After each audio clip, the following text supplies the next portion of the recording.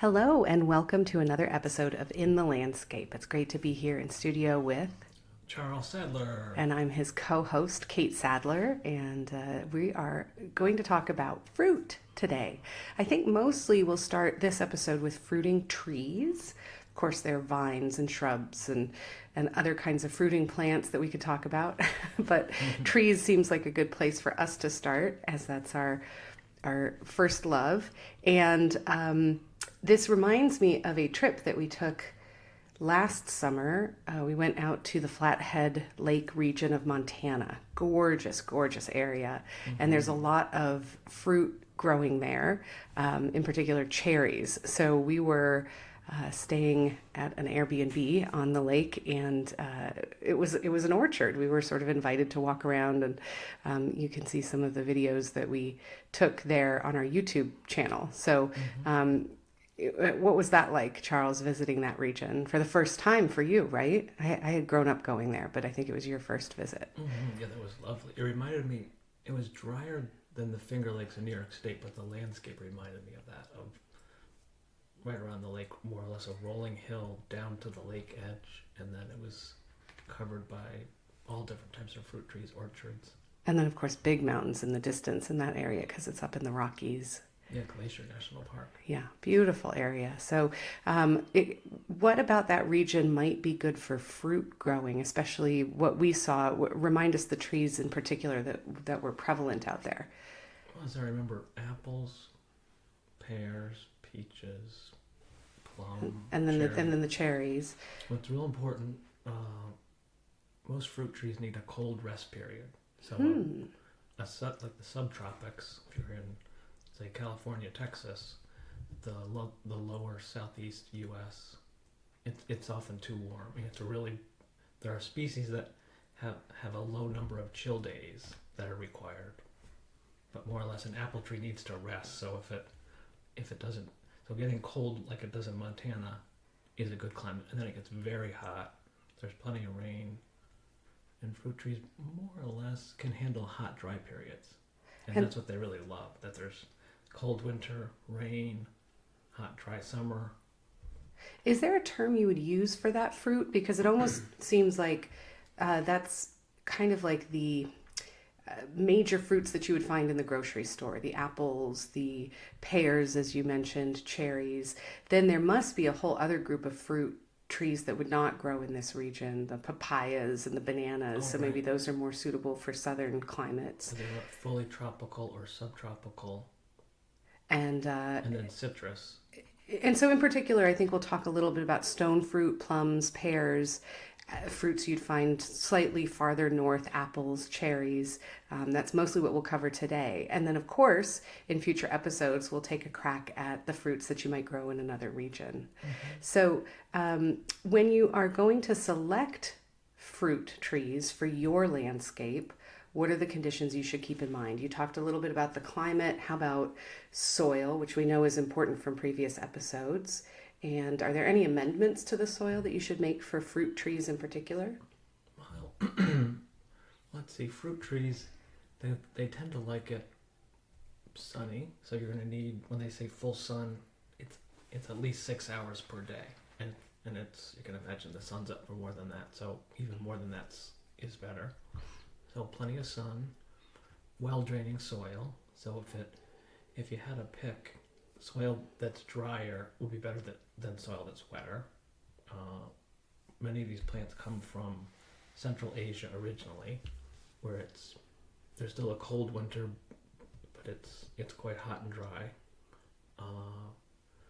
And so that's an interesting thought with not just the fruit trees that we're talking about, but anytime we reference plants, is to really think about the environment in which they originated. If it really is not a true native to your location, you may still need to look at what would be native in similar climates. As I think this is why grapes grow so well in California or Chile, because there is that sort of Mediterranean effect happening, Right. similar to where the European grapevine originated, right? Well, like with an example, a little bit of a tangent, in the Finger Lakes of New York State, in my home area growing up, they tried to mimic some of the California vines, and that was not a success. And so what they found that did work, grapes that were successful, like in climates like Germany, was a little similar to New York State.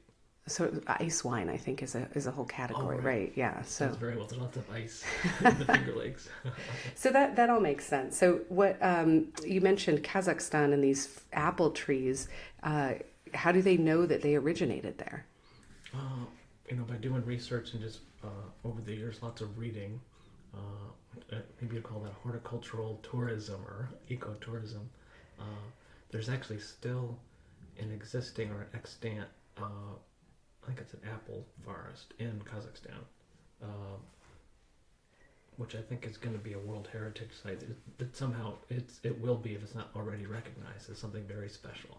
Wow. And how do those trees differ from the ones we would find in an apple orchard in North America? Or do they? Are they the same apple still? And there's even DNA testing I was reading that they've done. Maybe with fruit trees, one important component, which would relate to picking it for your home, is the eventual size of it. Like we often talk about the right plant in the right place, seeing a fruit tree, whether it's in a commercial orchard, a botanic garden, a park, or at your neighbor's house. So in the wild, to a good extent, and we can research this further, the plant it's naturally existing. So there's, let's say you have an apple tree, there's a full-size apple tree, and that would often get to be 30, 40 feet tall, is my experience. Then there's a semi-dwarf, which as the name implies, it's going to grow slower. It will still become large, that's really true. When you use the word dwarf with any type of plant, it usually means it will eventually get larger, but it's a slow process. And then there's a true dwarf, like your sister's house in Oregon. Like they had an apple tree, and so it looks more or less like a bush. So that a true dwarf at maturity, I'm going to guess is going to be 8 feet or so.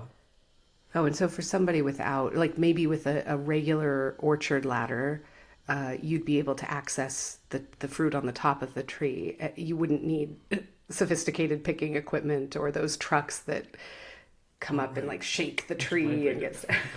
You wouldn't need that to harvest your own apples if you use a true dwarf. And the nut trees. Sure.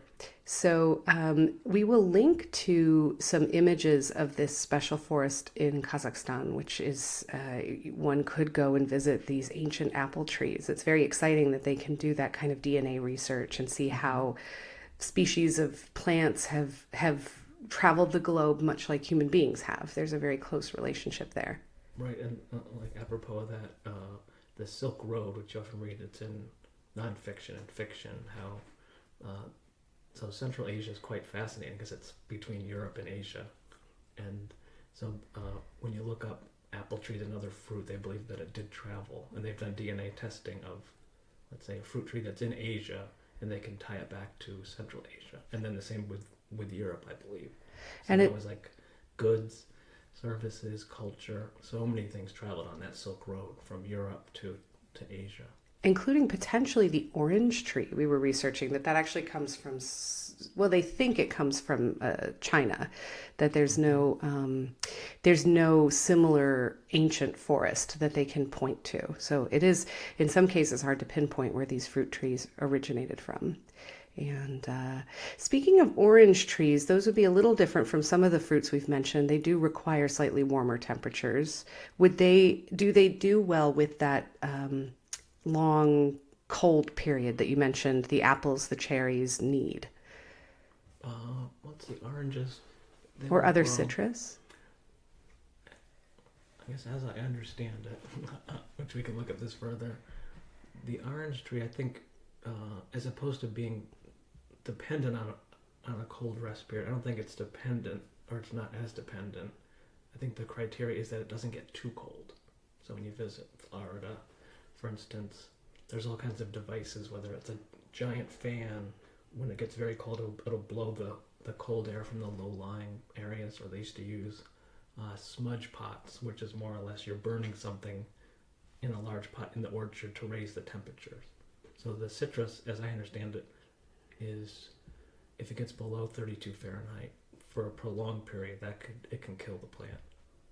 And so in that case, you might need containers or a means to bring it inside during the colder months if you happen to live in the more northern region. Oh, right. Which you see, many cultures have this practice, but you see it in France quite a bit, which is exciting. The Tuileries and many other gardens that are open to the public, where the planters themselves are wheeled out, these large it's almost like a wooden crate. And so it's to celebrate. I can just imagine historically how exciting it would have been to have an orange and be living in France. I remember at Christmas time we would get an orange in our stocking, but we lived in California, so for us this was a practice that my mother introduced. She was originally from Colorado, which is cold in the winter, and so we Californian children were a little befuddled that an orange was a part of our Christmas tradition. But I can see how special that is if you're in a region where they're not growing kind of year round. So right, and I guess with any plant, it was including edible fruit plants, there's always the cultural overlay, and then it can mean different things. I've done orchard consulting where folks have a home orchard, a home farm more or less. I did one in the Hudson Valley, and there might have been one in the greater Princeton area. Both of the people, one were from the Ukraine, I think, and one were from Russia. And so that was quite interesting. They were more or less growing the fruits which they remembered. And so some of them were the same that we were familiar with. And then there were some that were slightly different, where we would view it like an ornamental. There's a type of a dogwood, actually, which its common name is a cornelian cherry, or its scientific name is Cornus mas. And so it has a small red, it looks almost like a mini cherry tomato. And so this homeowner that was from either the Ukraine, Russia, and it was fascinating learning the fruits that were very special to them growing up, and they were now living in the United States. And so some of those, like the cornelian cherry, I was very familiar with as an ornamental plant, and it's of course edible. And so in that person's culture, they were trying to recreate the plant that was very special to them. And I even tried that they had some preserves, which they had from the previous season. Excellent. So it's great that you can use fruit trees for food and also to represent your own sort of childhood memories from wherever you may be coming. So with that in mind, let's talk a little bit more about the growing of fruit and how to do it successfully. So you talked about soil conditions, a little bit about climate. It sounds like there's some consistency there. If you don't have a lot of space, are there any strategies for getting fruit trees to grow in smaller yards, or, I guess, non-orchard spaces? Right. There are many options. So it can be grown in a container is a possibility, depending on, so in a container, a plant in a temperate climate where it gets cold in the winter, it's going to get colder in the pot than it would in the ground. So it could be too cold, but a container is a possibility. And so to be on the safe side, have an oversized container would be to make sure that it had plenty of insulation for the winter.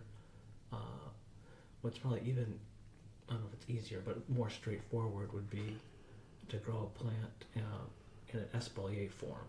And so what that means is you can buy it where it's already trained, but it's more, there's all different patterns and styles of espalier, but that's training it so it's more or less two-dimensional. And so it can be grown against a wall, and that's how it was often done. In some cases, it goes back like to the Romans and in Asia, I'm sure they did it.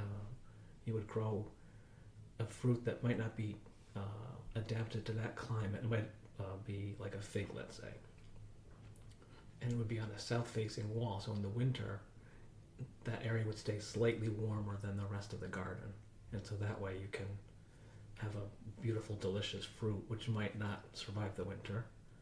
So there are some types, apples and pears respond quite well to espalier. There are some plants like peaches, which are more or less just fruiting on the previous year's growth. So they're fruiting on small twigs that started the previous year. So those I wouldn't recommend for espalier, but and there's all kinds of guidelines where you can do it yourself, or you could buy it pre-made. And so in that case, even if it's only about 12 inches deep, but you have a planting area, you can successfully grow fruit. You mentioned pruning and this concept of a previous year's growth.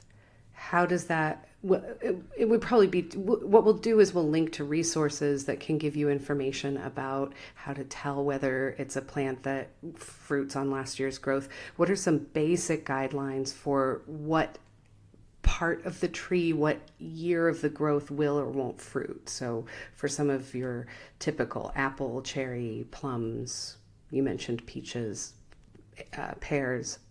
I would say peaches are the exception in a way. So those, and we'll give links to how to do that.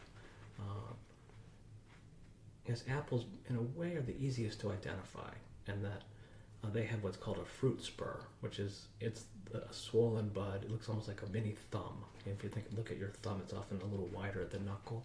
And so apples have fruit spurs, and those will bear fruit for about 10 years, give or take. So the pruning of apples, so during the season, for instance, that fruit spur, there's going to be a flower there, and then the flower will turn into the fruit. And this is true with most of the fruit trees. There's that initial, they flower in the spring, and then those flowers will become fruit. Beyond that, so right where that flower is, there might be a new shoot that comes out, which I would call conspicuous growth. And that will grow during the summer. That could grow quite a bit. It could grow 18 inches, 2 feet, 3 feet. And that conspicuous growth, if you want the plant to become bigger or a different shape, you can train that into eventually having fruit. But that conspicuous growth could also be pruned back. And so there's more or less two main types of pruning with fruit trees. There's dormant season pruning, where if it's overgrown or if it's dead, diseased, crossing branches, if there's larger pruning cuts to be made, it's beneficial to do that in the winter when it's dormant. So it would depend on your climate, but roughly in much of North America, be from like December through about February or March would be to make larger pruning cuts if it's overgrown, or then during the summer there's thinning. So it flowers, and then that flower is going to become fruit, and then it can get some, like let's say plum trees can put out a tremendous amount of growth where it's 5-foot, 8-foot shoots and lots of them. And so if you only prune it in the winter, it's hard to keep up with it. And the same with some of the other fruits. So the summer thinning, where you're more or less trying to create a balanced plant. So the south facing side is generally going to get fuller than the north side. It's going to get more sun. And so just thinning it, trying to keep it like a balanced canopy. That's good. I think what's helpful is to know that there are differences, and that you don't prune each fruit tree the same way. That may be obvious to many of our listeners, but for me, I might be thinking more about shape or height and not as discerning about what is actually fruiting. And of course, the goal is to get the fruit, and sometimes we do consult on these orchards that are not producing as much fruit, the home orchards that the homeowners are, there's just confusion about why it wouldn't be working. And very often it is the pruning strategy.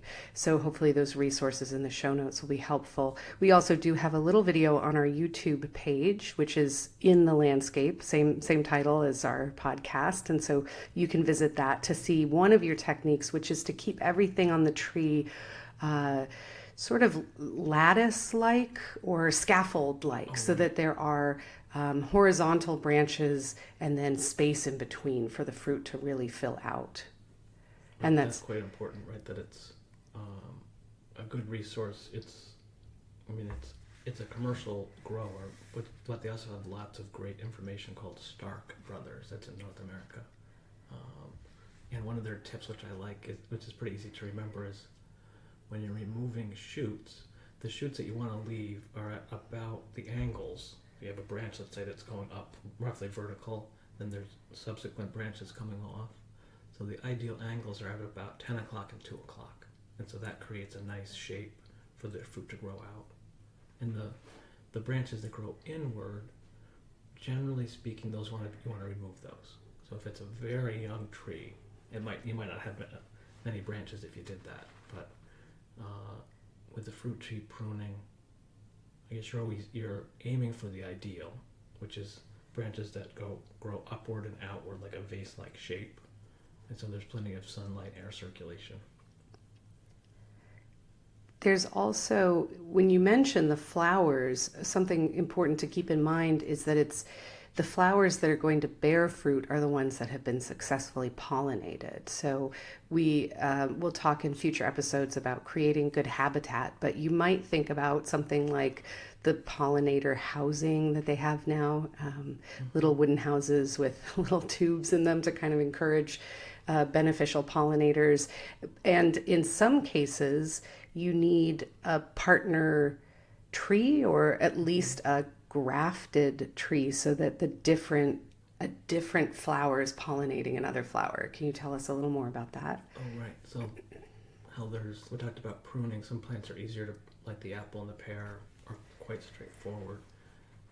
And there's some that are a little more difficult. It's the same with the pollination, where apples, there's always innovations, but more or less you need, if you have a Gala apple, a Fuji apple, different types, you would need more than one. You couldn't have 5 Macintosh apple trees. You probably wouldn't get much fruit. So if you'd want to have 2 or more, even like 3 varieties, that more or less are going to flower at the same time. And so what they've had this for many years, is it could be an apple tree, and on it is grafted 3 or 4 or more different types of apples. And so it's like called a quad graft or a trigraft. The pear trees, I believe, need other pears, but it's not as essential. The Asian pears, I believe you can just have one. So most people have a limited space, and so that ought to be part of the decision making. Is we're going to pick a fruit tree. Will this need to be pollinated? How difficult is it to prune? So in that way you can set yourself up for success instead of frustration. So planting your fruit tree is akin to what you would do for any other tree. Is that correct? We talk about planting trees in the very first episode, the right tree. And with your fruit trees, what should you be mindful of as you're getting them in the ground? Good question. You want to find the root flare, and fruit trees, depending on how large, if it's in a container, and fruit trees often start out small. In some cases, it might be shipped to you in the mail, and it would be bare root. So you want to find where it gets wider, where the flare is, and that should be planted at about ground level. It's always good to mix in some organic matter with that. If it's a smaller tree, staking it is very important. And that, like you see in home gardens, if it's not staked, a deer can rub into it, another animal, the wind can blow it over. When the lawn is mowed, it can be quite fragile. And then even subsequently, having protection from deer and other animals, where it's some type of a fence, even if it's only for a few years, is important.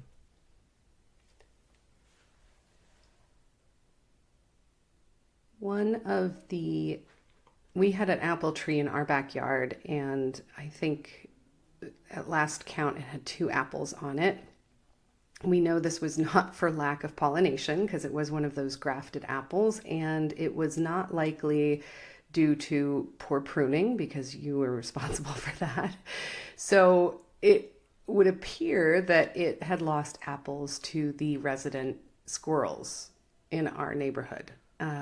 Which brings us to pests. One of the great benefits of growing our own food is that we control the degree to which we use pesticides, or we can make it as organic as possible, hopefully. So if you have a situation with trying to grow fruit where pests or fungus seem to be the problem, what are our options, and how common is that?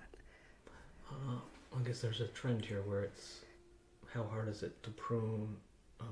Does it need to be pollinated? And then the pests. So we had to pick different categories. Pears, of all the fruits, to some extent they're the most trouble-free. So it may not be everybody's favorite fruit. Apples, without some type of spraying, they're not going to look like a perfect apple at the store. And so some of the imperfections, it could get like a black sootiness to it, which can be cleaned off to a good extent. So I guess that's a good question when selecting a tree. Can you live with imperfect fruit?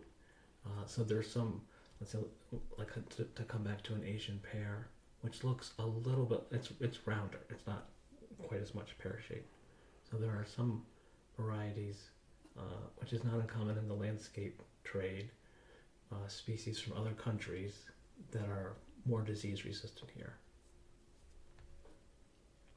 And there are creative ways to keep the critters out of your trees, but you may have to be, again, mindful. Of course, if you're doing a espalier and they're on a wall, it might be better than doing it on a fence, which is basically a traffic pattern for squirrels and other animals in your yard. That there may need to be some physical protection, barriers on the trunk. Oh, right. I guess we've had success in our own garden with the tree. If it was a smaller tree, it can be netted, and that was actually very successful. There was a lot more apples, but there's that added step, and it's somewhat seasonal. I wouldn't suggest leaving a net on the tree, because the tree grows and then it gets entangled with the net. There was even a client, I think it was in Connecticut, they had a peach orchard. It was a home peach orchard, so it was, let's say, 6 or 8. And so we looked into even creating more or less like a wooden frame around these trees that would be like the size of a large commercial garage. So it's maybe 18 feet tall and then 30 feet by 30 feet, let's say, roughly. And then netting that, because the tree produces these beautiful, delicious peaches, and the squirrels and the other critters would always get them before the homeowners did. So in a lot of cases, the growing of our own food, tremendously rewarding, but it requires an investment of time and ingenuity and research, and all of that is worthwhile if you want it to pay off. Did you have any other fruit thoughts before we end our episode today? Well, let's see. We got the Silk Road. That was an interesting history, which we could look into more. A common question is, how long before we get fruit? That is a good question. So starting with small trees, so that might be one you buy in a garden center, and it's a pot that you could lift with one hand. So that's maybe a 5-gallon pot, let's say, I guess 5, 7, 10 gallon. So a smaller trunk, let's say that's like about the size of your thumb, that's going to be quite a few years to get fruit, usually. When you look it up, it's usually like they say 5 to 7 years. So the benefit of that, it's not going to have defects. You can prune it so it has the right shape. And so it's great with children to teach the whole process of how food is grown. If you wanted more instant gratification, you could have a larger tree that might have fruit right away. And in some cases, it might be too large to plant it yourself. So there's benefits. And I know some homeowners like having a mix. So maybe there's several trees where they have fruit right away, and then other areas there's trees that are developing. Great. All right. Anything else? I guess go out and enjoy some fruit.